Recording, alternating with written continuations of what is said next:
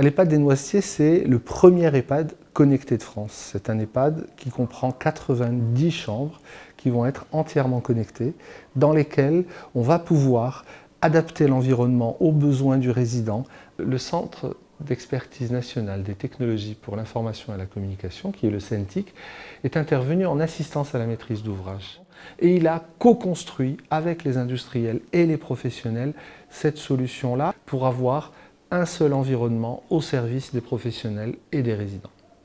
Comme tous les résidents ici, j'ai au poignet un bracelet qui me permet d'appeler à tout instant le personnel et surtout à ouvrir la porte. Personne donc ne peut pénétrer dans ma chambre sans ce bracelet, donc c'est extrêmement sécurisant. Ce bracelet, ce médaillon a aussi un intérêt qui est de permettre de le géolocaliser quand il y a un incident. À l'intérieur de la chambre, on va avoir un certain nombre de capteurs pour savoir si le résident est dans son lit, pour que quand il se lève la nuit et qu'il fait sombre, déclencher un chemin lumineux. C'est très important quand je me réveille la nuit, aussitôt la lumière s'allume, je n'ai rien à faire. Quand j'arrive dans la salle de bain, miracle, la lumière s'allume.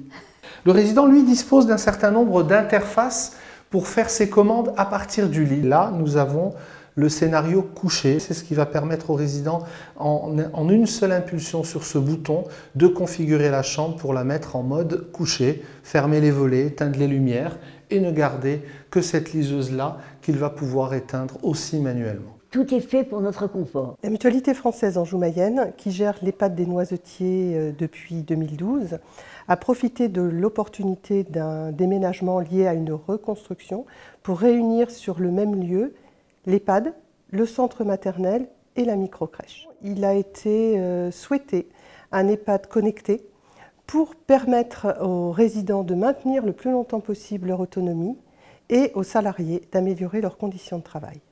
Avec le système d'appel malade, on a la possibilité de lever le doute à travers un retour audio. Les personnels soignants vont pouvoir utiliser leur smartphone et communiquer avec le résident. Le smartphone, c'est notre lien avec le résident et toute la domotique de la chambre.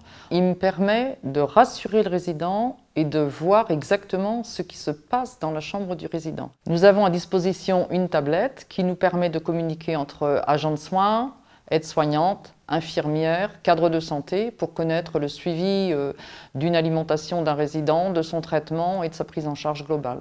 Cette domotique nous permet d'avoir une information complète et d'être le plus performant possible auprès du résident. Il n'y a pas de caméra.